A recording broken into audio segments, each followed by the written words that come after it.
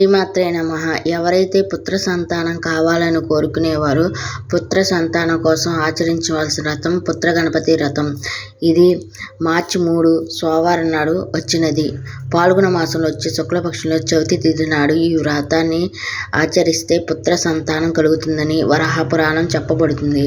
వినాయక చవితి భాద్ర శుద్ధ చవితి నుండి 6 నెలల కాలంలో తిరిగి ఈ పాల్గొన శుద్ధ చవితి నాడు వినాయక నక్షత్ర సమూహం సూర్యాస్తం కాగానే ఉదయిస్తాయి.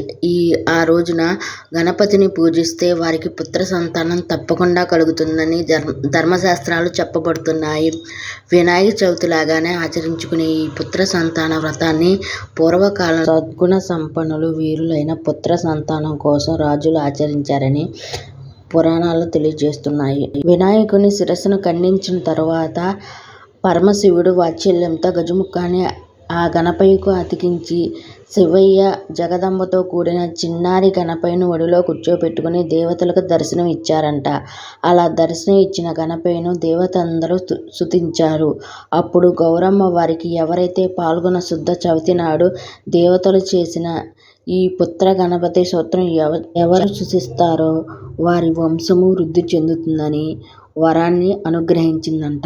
ఇది వరాహ పురాణంలో వృత్తాంతం. పాల్గొన శుద్ధ చవితి నాడు ఎవరైతే పుత్ర గణపతి స్తోత్రం చదువుకుని నువ్వులు బెల్లం స్వామివారికి నైవేద్యం సమర్పించి దాన్ని ప్రసాదంగా స్వీకరిస్తారో అటువంటి భక్తులకు నాకే విధంగా అయితే పుత్ర శోకం తొలగి పుత్రాభివృద్ధి కలిగిందో అదే విధంగా అందరికీ పుత్రులు కలిగి వంశాభివృద్ధి జరుగుతుందని జగదంబ పార్వతీ పరమేశ్వరులు వరం అనుగ్రహించారంట. ఈ పుత్ర గణపతి స్తోత్రం పరమేశ్వరులు పార్వతీదేవి దేవతలందరూ స్వయంగా సృష్టించారు.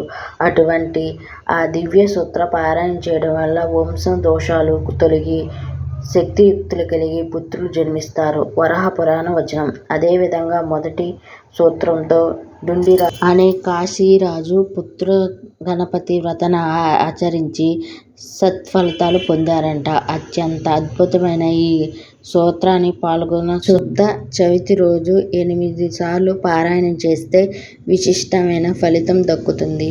పుత్ర గణపతి స్తోత్రం ఉంది.